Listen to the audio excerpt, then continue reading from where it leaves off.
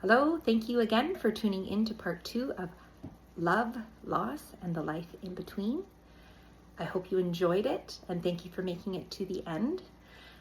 Stay tuned for more on how I got to where I am today in Whispers of Resilience. But I did meet my kid's dad and first husband. And he did ask me to go out with him in grade 5. I was new to the school. We were in a school and they had what was called pods. And so it was a big open space that had dividers. They were called something, but I can't think of it, but that blocked it off. And so it would separate the classrooms, but then there would be times that you would move those dividers and we would have, central time in the middle. And he, asked me out. And I said to my mom, I don't know what to do. This kid wants to, ask me out and I don't feel comfortable. And she said, you know what, ask him, say yes, and he will leave you alone. And he didn't. He wanted to spend time with us, and he took my little sister and I tobogganing. And when she wanted to go home, he rubbed her feet so that she could stay out. He would chase after me on my paper route, and kind of follow me around. And obviously, I did end up breaking up with him because, I didn't really want to have a boyfriend. But I knew him really since I was, in grade 5. And so when I got to high school, actually, I think probably grade 7 and 8, I went from one school to a middle school. And he was in grade 8 when I was in grade 7. So, I saw him again and, I thought he was kind of cool, the bad guy kind of persona, quiet and mysterious. And then we got to high school and he would walk, past my house to get to his house. And oftentimes we would walk home together. And he asked me out a couple of times. And I think I was just like, again, I wasn't really interested in him in that way. I enjoyed having conversations with him, whatnot. But the summer that I turned 16, he did ask me out and said, I've got tickets to go to this big, music thing, which is what I told my mom, but it really was a bush party that had music. And my mom was actually away, but she did say that I could go. And so he had said to me later that if I had said no, he was going to give up. But I did say yes. And I went out with his friends and he picked me up. And it was one of those, parties that there was lots of music and fire pit. And, that was when we started dating. And so that was going into grade 11 for me. So we dated in grade 11 and 12.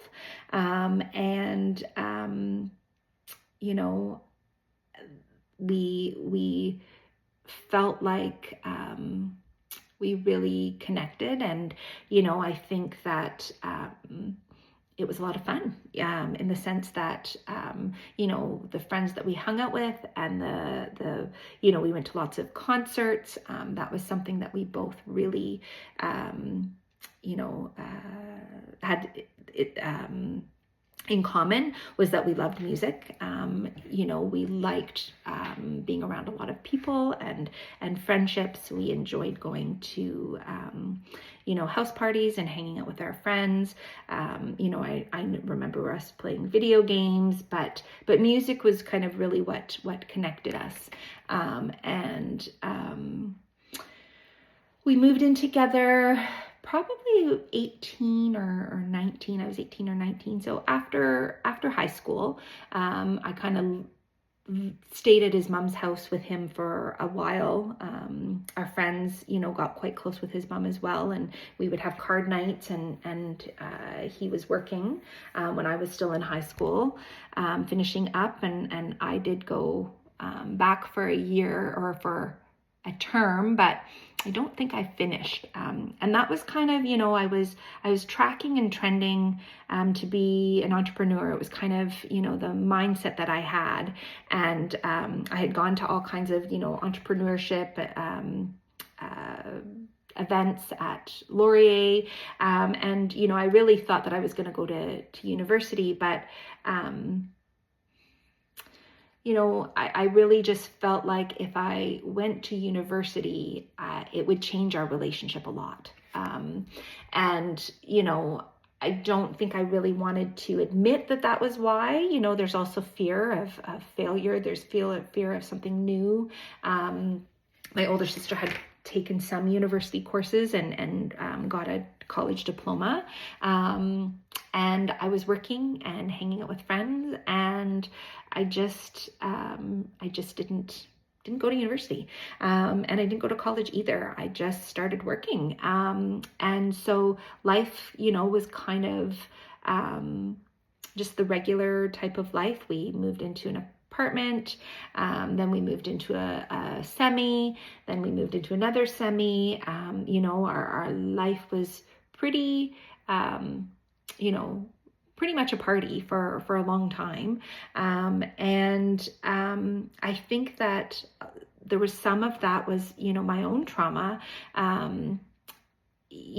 drinking too much, escaping by, always being around people and not having to think about, the things that I had gone through or that I was going through or, the relationships that I had with people and what that looked like. I'm certainly somebody who is going to think about our friendships, and I think I really like to have a great time and, spend time with people. And so, there was some dysfunction for sure in my drinking, and, he didn't like to come out as often, but I did end up getting pregnant, but having a miscarriage before I was, I think I was just over, would have been 3 months. And that kind of, I think, prompted him to propose. I was 21, I think. And, we were hanging out with my older sister and her boyfriend at the time, who were getting married that year. And so I think it just was, the natural thing to do was to get married. And so I think he had maybe planned to propose to me on New Year's Eve, but it was just him and I, and it's funny, we didn't do a lot of just him and I stuff. Usually it was a group of people, and so it was a bit awkward and different, and it was nice, but it was almost too adult for me, maybe. I wasn't really an adult then, you asked my family and friends and kids, and I would say I wasn't really an adult until my mom passed away when I was 36. So I wasn't ready to be an adult, I don't think. And so I think he caught my fear and nervousness, and proposed later in February, like Valentine's, kind of at Niagara Falls. And I remember, being so excited and driving home, and, I got this ring, and we decided to get married in Cuba, and we bought our plane tickets, and we were getting married at the end of the year in December, and we paid for our plane tickets, and all the family was coming, and the place that we were, our flight was with Air Canada, Canada 3000, and they went bankrupt. So we paid for our tickets, and about a week later, we found out that they went bankrupt. And I remember my younger sister lived with my mom, and I called there, and my younger sister said to me, you couldn't even understand what you were saying. You just knew that you were crying. And I was just sobbing, and she thought something, what happened, what's going on? And I was just like, it's not going to happen. We're not going to be able to get married. What are we going to do? And, some of our family paid cash, and everybody we had just had to pay for everything. And this was shortly after 9/11. And so I think that, it maybe was coming, but I was just, I wasn't an adult. I wasn't aware of these things or that this could happen. And so, yeah, it was very devastating. And, it's interesting looking back at different things, but we pushed through, and we kept going, and we got married in Cuba. And even though we were getting married on the beach and it was going to rain, or it was raining, and my family was trying to like avoid the windows so that I wouldn't see that it was raining, because I was just adamant, like, I came to Cuba to get married. I'm getting married on the beach. Like there's nothing else, you know. The plan was, you know, my white chiffon dress with bare feet, and you know, I was doing the beach wedding, and it did happen, and we did have that, and you know, I think we were pretty happy. You know, we family came with us, just a small group of family, and we did end up staying another week, kind of as our honeymoon, and we were done probably after 10 days. 14 days was too long, and you know, again, potentially that speaks to the fact that we always had, you know, people around us, and it was maybe a little harder for us when it was just he and I, for long periods of time. But I digress. I've you know, kind of gotten to getting married, and you know, hoping and you know, sticking. Like for me, marriage was it. You get married and you stay together forever. And we got married in December of 2001. And I was working in retail at the I was working in a factory, I think. And then after we got married, I decided to go to school to be a private investigator, because actually my older sister's friend was getting into it, and I thought it sounded really cool. And I'd kind of always thought about, you know, would I be a good police officer? It was something I thought about, you know, obviously after the entrepreneur, and you know, I didn't go to university, and so I thought that maybe I would do that, and become a private investigator. So I went to school for that. It was through a vocational school, and I also worked as the admin assistant for the school.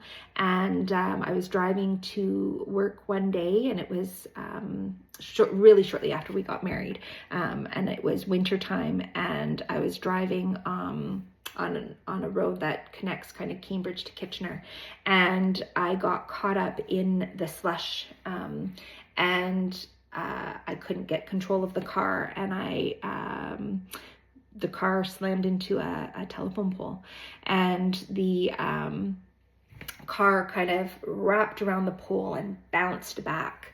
And I don't remember a whole lot, but I do remember somebody coming to see, you know, saying, "I've called 911, are you okay?" And he was literally standing beside me. So I'm in the driver's seat, and he was standing here because the car was so bent in. And they did end up calling my husband at the time, and I did have to they actually had to use the jaws of life to get me out of the car, because the car was so destroyed. And I do remember only, you know, briefly kind of coming in out of consciousness, I think, but getting into the ambulance and the hospital, and my mom and my sister coming to the hospital, and my husband coming to the hospital, my younger sister. And you know, it was very scary, and I was able to walk away, and you know, it was kind of said that it was pretty lucky that I did. I had whiplash and a concussion, just a bruise on my forehead from where my glasses hit something, and I'm not sure. And I did do physio and acupuncture for a while after that. They said my internal organs had kind of pushed over because of the impact. So, you know, another moment of kind of something crazy happening, and got back in the car, you know, when I was able to drive, and did become a PI for 3 months. And, you know, to get the job, I had to drive a little erratically, and maybe avoid some of the stop signs and traffic lights to get the job, but I got the job, and I absolutely hated it. I had to sit in my car, and I had to videotape, you know, WSIB claimants, and it just was not something for me. I'm not somebody who enjoys being by themselves, and so I started working in retail again at that point. In 2003 or 4, I opened up a store in Guelph at the Stone Road Mall. It was going really well and I loved it. And you know, they said that I was one of the younger managers and that I had one of the best openings that they'd ever had, and I was really proud of myself. And my mom was having some trouble with her business partner. She worked at the business that her and I had eventually got into together, leading up to this moment of when she asked me to work for her. So I did, her and her business partner parted ways, and my mom bought her job for a second time, and I started working with her. I know my mom, you know, didn't want any more change, and she, you know, loved her job, and we enjoyed working together. And then I got pregnant, and 9 months later, you know, we had our baby boy. You know, I did work off and on. I didn't take the full year off. I did some part-time work for her, then had a couple more amazing kids. Things were, you know, really great. Working with my mom was really great. We worked really well together. We loved what we did. We felt like we were helping women on a daily basis. You know, our store was a bra fitting store, and we started to get into mastectomy fitting as well. But we had it set up with a couple of, you know, benches at the cash desk or stools, so that we often had people come and sit on the stool and talk and hang out and chat with us. And, you know, we would talk life and love and children and divorce and marriage and loss and grief. And, you know, I really did absolutely love my job. And, you know, having my next 2 girls was amazing, and it was a great time. But when I was pregnant with our third, my husband did get laid off, and that was a really, really tough time for us. It was a really tough time because I was working very, very hard, and I was tired, and he was home with the older 2 kids, and I wasn't very happy. We fought a lot, and we weren't connecting anymore. And, you know, it had nothing to do with, you know, me being pregnant or having another baby. We just were starting to grow apart. And my mom did, you know, kind of help us to move through the difficulties we were having. And, you know, we welcomed our third into the world, and it was amazing. And, you know, those kinds of times, there was lots of love and fun, and things were really, really good again. They often were when, you know, the kids were little, and you know, that was really good. And then you know, the business was doing well. My mom and I were making plans to grow the business. We had doubled the business, and then we were going to move the business to across the street. And we had, you know, all these plans for all of the things we kind of wished and dreamed for and whatnot. And my mom started to not feel well. And she started to not feel well, you know, probably earlier than I realized. But my older sister had moved back out west, and she came for a visit, and she said, you know, Mom doesn't seem like herself. And I said, oh, she's just getting older. Like, I worked with her every day. How could I not see that she was not well? I knew she wasn't feeling good, but she really pushed through every day and came to work and helped with the kids. And she started going for tests. She started to, you know, see, you know, some natural methods. She'd go to the hospital. They wouldn't know what was wrong. She'd have some tests. They wouldn't know what was wrong. You know, finally, it wasn't until October of 2012, I guess, we were having a big event for the store. It was October's Breast Cancer Awareness Month, and so we were having a big event, but my mom had to go to the doctor to get some results from a test, and I said I would go with her. And we went into the room, and the doctor gave us the news that she had pancreatic cancer, and it was a huge tail of cancer on her pancreas. And my mom started to cry, and that was a really wild moment for me, because I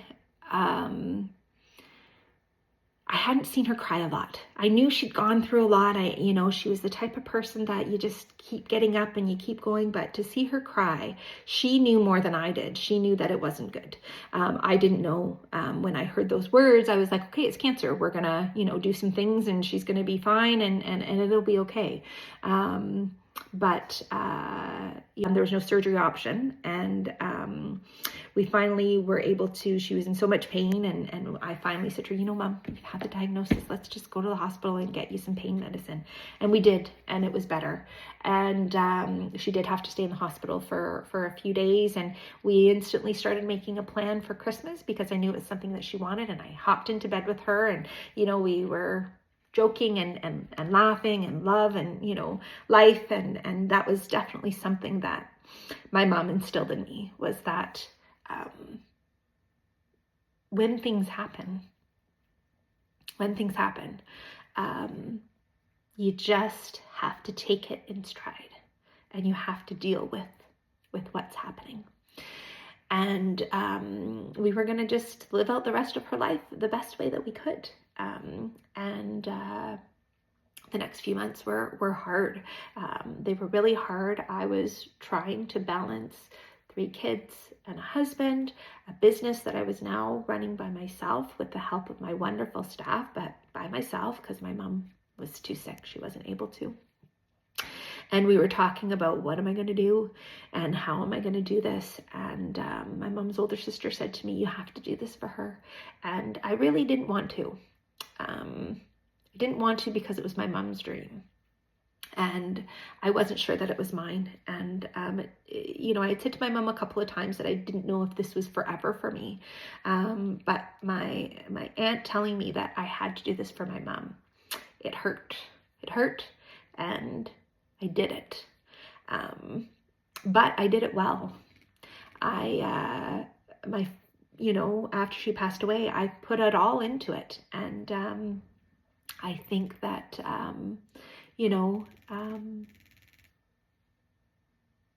it was a lot in the moment. And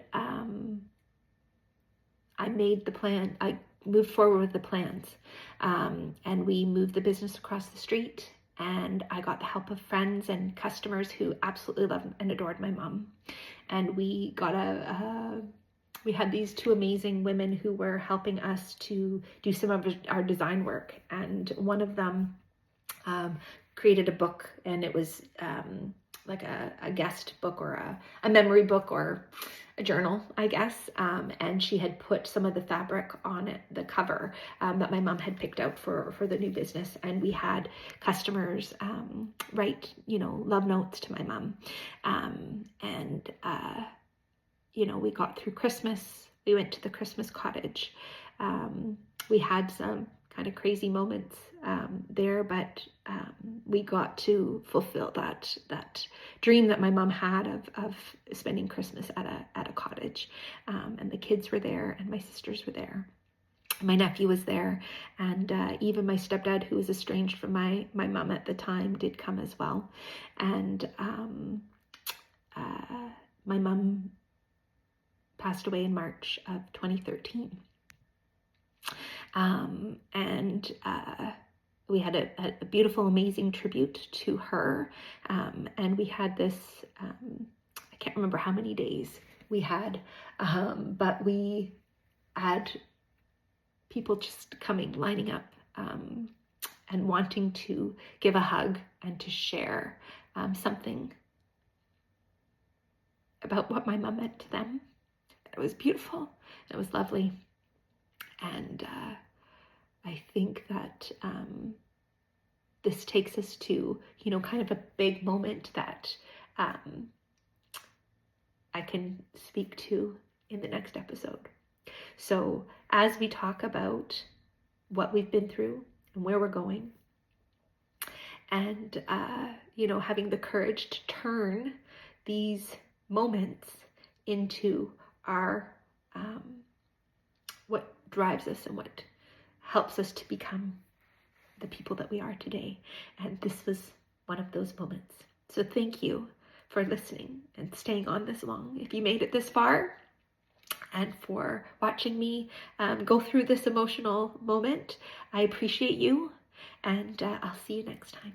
Thank you.